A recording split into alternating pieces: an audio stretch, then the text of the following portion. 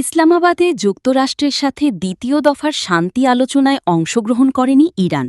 উল্টো যুদ্ধবিরতির মেয়াদ শেষ হবার কয়েক ঘণ্টা আগে থেকেই ভয়ঙ্কর সব মিসাইল নিয়ে রাজপথে মহড়া দিতে দেখা যায় ইরানের ইসলামী বিপ্লবী রক্ষী বাহিনীকে।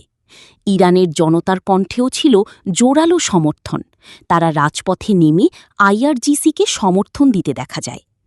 এমন অবস্থায় মধ্যপ্রাচ্যে যখন আবারও যুদ্ধের দামামা বাজবে এমন শঙ্কা দেখা দিচ্ছিল, ঠিক তখনই যুদ্ধবিরতির মেয়াদ অনির্দিষ্টকালের জন্য বাড়ানোর ঘোষণা দিলেন মার্কিন প্রেসিডেন্ট ডোনাল্ড ট্রাম্প।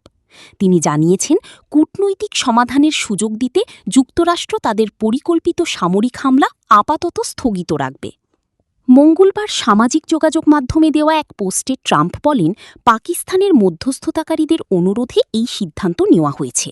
তিনি যুক্তরাষ্ট্রের সামরিক বাহিনীকে অবরোধ অব্যাহত রাখার নির্দেশ দিয়ে বলেন, ইরান প্রস্তাব না দেওয়া পর্যন্ত এবং আলোচনা শেষ না হওয়া পর্যন্ত যুদ্ধবিরতি বজায় থাকবে।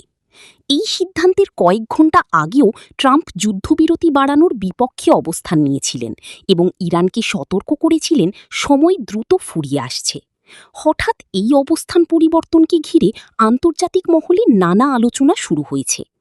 এর আগে ট্রাম্প বলেছেন, ইরানের আর কোনো উপায় নেই, তাদেরকে যুক্তরাষ্ট্রের সঙ্গে আলোচনার জন্য পাকিস্তানি প্রতিনিধি পাঠাতেই হবে।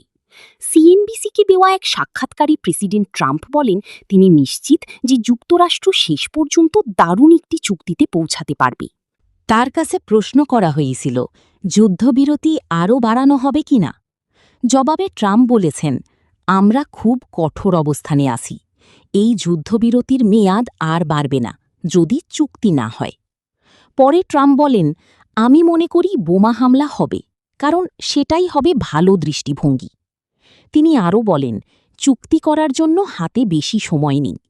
ইরান যদি যুক্তরাষ্ট্রের সঙ্গে চুক্তিতে পৌঁছায় তবে তারা খুব ভালো থাকবে।